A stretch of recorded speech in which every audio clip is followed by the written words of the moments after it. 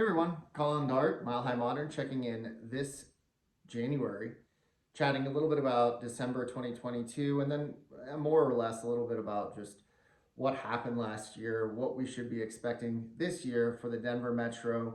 Although I don't know if I want to make too many predictions, but I'd like to just breathe in some stats and trends, and then we can all decide where the best placement of strategy and opportunity lies. So, last year was the most volatile with regard to interest rates year that we've seen in decades. This is a year where we started around 3%, we peaked out about 7%, and we've since retracted. That caused havoc on the buy side. Of course, affordability was depleted, the amount of buyer pool was depleted, and inventory started going up. Now, this is somewhat of a welcome change for the Denver metro area because we've been characteristically low on inventory for almost a decade now, and really exacerbated during the COVID years 2020 all the way through till the second quarter of 2022. So this adjustment seemed like a pretty volatile change in our market. Now keep in mind, we are coming off of the most rapidly appreciating 2+ years ever recorded. And we're talking about 40% plus appreciation for the Denver metro homes market during this time. And so this volatility breathed certainly some uncertainty into our market. Couple that with macroeconomic factors going on, again, with the interest rates, with potentially looming recessions. And we really had a quite slow fourth quarter in the Denver metro homes market. We're talking about days on market where we started in the early part of 2022, less than 7 days on market for all listings average.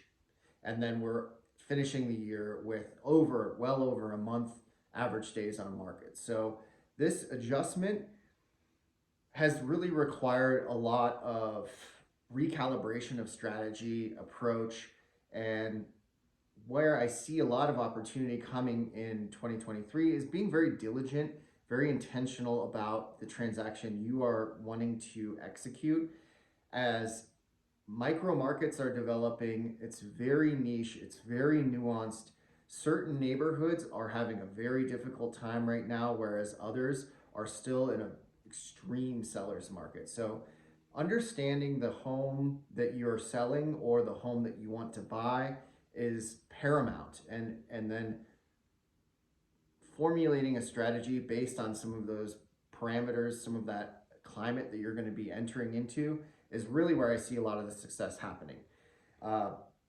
We are not in a buyer's market, although towards the latter part of 2022, it felt like we were entering into a buyer's market. It was certainly buyer friendly. I saw negotiations, the last 4 closings that I've had, I've negotiated list price, a combination of list price and also concessions to pay down interest rates. So this was really a factor or something that happened because sellers were reeling. They were on their heels because of this interest rate volatility. They were trying to make quick adjustments, and this really opened up a window, which I anticipate will continue till maybe early February, of opportunity, mid-February, let's say, of buyer strength in the market. Now, where we end up this year is going to be very highly based on the amount of inventory that gets absorbed. Do we see a lot of bleed over inventory from 2022 to 2023 and then from month to month so that we're building up and up and up? Or is that inventory absorbed as usual markets and we start seeing a retraction in late July? I'm looking out for that because if we see a glut of inventory bleed over and there's not a retraction phase, I anticipate we're going to see more stability in our market.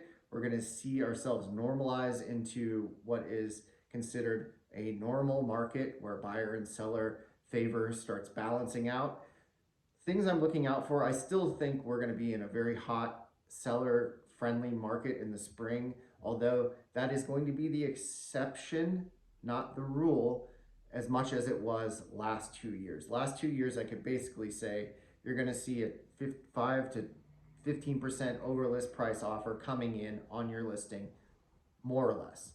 These days, not as much. So hopefully helpful. Long story short, I think that as long as you're strategic, you understand the market you're going to be entering into, and you've prepared yourself for those opportunities, everyone's here to win. Of course, Denver metro homes market, and Denver continues to be one of the most desirable places in the country to live in for a good reason. And always an honor to work with people on their buy sell transactions here accordingly. As always, if you have questions, comments, anything else I can help with, don't hesitate to reach out. We'll talk next time. Take care. Ciao.